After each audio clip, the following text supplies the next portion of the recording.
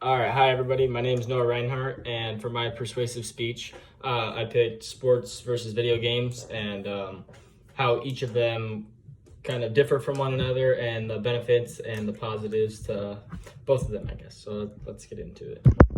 So my first slide is how video games affect our daily lives. So according to EEDAR.com, 211 people, or 67% of Americans, play video games.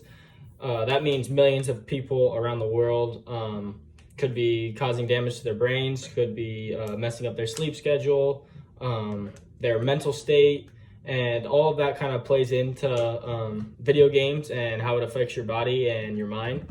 And also, many violent games can often translate into real life thoughts. So whether you think it does or not, you're playing that shooting game or you're playing that violent game, that can often carry over into your daily life. And whether you realize it or not, it happens. So for slide number 2, how does sports affect our daily lives compared to video games? So according to Medical News Today, it's improved cardiovascular health, which is your heart. Your heart's a muscle, and it needs to be worked out just like anything else on your body. So by getting outside, by playing sports, running around, whatever it may be, playing wiffle ball, soccer in the front yard, it can help your chances of not having a heart attack, obviously, later on in life. Or it also lowers the risk of heart disease, stroke, and diabetes. A healthier heart means reduced risk of cardiovascular disease, stroke, and health issues.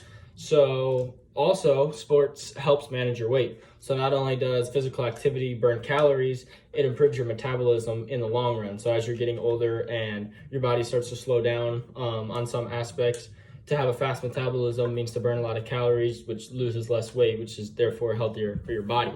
And lastly, it reduces blood pressure. So for a lot of people that have high blood pressure or diabetes or anything like that, sports can help reduce that, make you healthier. My next slide, video games equals time wasted. So Healthline.com said that video gamers collectively spend 3 billion hours per week in front of their screens. So that's a lot of hours per week just sitting there and playing a video game. And students often put aside their assignments to play one more game or one more match. So instead of being able to do something productive, they're picking video games. Versus time playing sports. So according to Healthline.com, when playing sports, the brain releases, I don't know how to pronounce this, endorphins and other neurotransmitters. So basically what they do is it's a chemical released from your brain, and they help relieve pain, stress, anxiety, anything that's kind of bothering you. Sports releases that chemical to try to make you happier and less anxiety, and make your life a little bit stressful. Compared to video games. Video games often make the user stressed and angry. So video games can cause a lot of anxiety, especially if you're really into the game and you're not having much success or something. Like you often get mad at the game or the screen or whatever it is. So it's causing more damage to your mind than it is benefiting you because it's making you angry and more stressed out. Thoughts and behavior. So according to dana.org, playing violent video games increases aggressive thoughts, feelings, and behaviors. In both the short term and long term, this makes sense from physiological and cognitive neuroscience perspective. Humans learn what they practice and apply that to their daily life. So like I said, whether you think that video games are affecting you or not, whatever you do from a day-to-day basis is going to affect, obviously, your day-to-day life because kind of what you practice is what you preach. So compared to sports, which sports improve your mood, whether you are playing sports, working at a gym, or taking a walk, physical activities trigger brain chemicals that make you feel happier and more relaxed. Team sports in particular provide a chance to unwind and engage in a satisfying challenge that improves your fitness. So not only is it helping you with anxiety and everything like that, you're improving your fitness as well. So success for the future.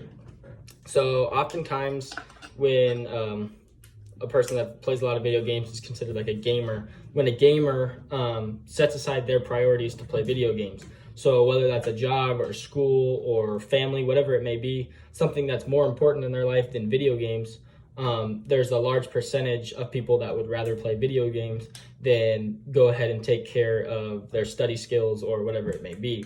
Also, playing the same video game over and over again, like I said, can affect your mental state, but it could make you less creative and your personality a little bit less social. So as you spend all that time in your room or wherever you're playing the video game, being by yourself and just kind of interacting with the screen over and over again, it makes your personality a little bit less social. So then when you do go to have social skills, you're a little bit unsure of what to do and your imagination is a little bit less creative. Versus sports often develop from learning new physical skills, and sports help children develop better ways to cope with the highs and lows of life. It also helps children to develop patience and understand that it can take a lot of practice to improve their physical bodies and what they do in school. This doesn't obviously just apply to children, it applies to everybody, but sports teaches you great life lessons. If you fail, like, you have to try again or you have to get back up. And whatever it may be sports, it may be life, it may be your job, just to keep trying again and to improve on whatever it is that you're trying to improve on.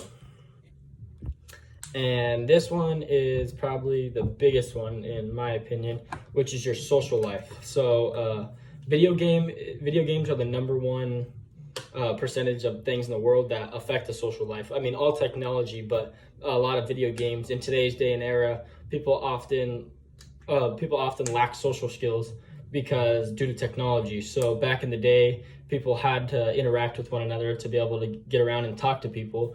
And nowadays, many kids aren't going outside anymore, aren't playing sports, or if they are playing sports, it's on their console because maybe their favorite sport is baseball or basketball, but now they have that at their fingertips, being able to look at a screen and play on a screen.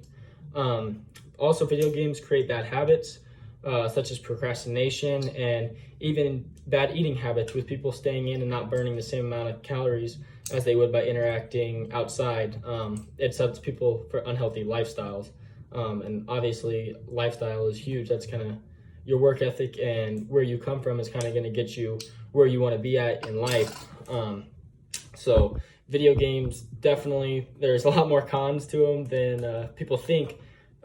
Sometimes, yeah, they're fun to just sit around and play a video game or whatever, but there's a lot more cons and a lot more baggage that comes with it compared to sports.